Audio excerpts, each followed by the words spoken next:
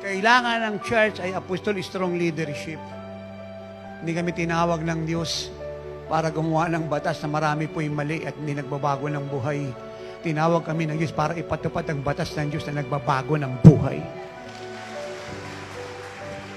Ang unang-unang kailangan po ng church para maparangalan ng Diyos ay integrity ng leader. Mababa sa mga pastor niya at tinuturuan.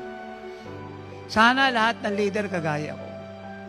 May integridad, tama ang buhay, hindi naglingkod dahil sa pera, karangalan, kasikatan. Naglingkod dahil pinagkatiwalaan ng Diyos. Mahal ang Diyos ng totoo. At higit sa lahat, may mandate living like Jesus. Hindi tayo naghahanap ng gagawin Jesus is our head. May pinagagawa ang Diyos sa atin. It takes an anointing of an apostle, not only to edify, to encourage the body of Christ, but to build the church into the image and likeness of our Lord Jesus Christ. Kasi ang totoong lingkod ng Diyos, pag nagturo po ang isang totoong apostol, kagaya ko, ang tinuturo ko po ay hindi lang pa ngayon, ang bisa niya hanggang hinaharap. Hindi po yung dadanasin mong pagsubok o biyaya, kundi siya po spirit of prophecy.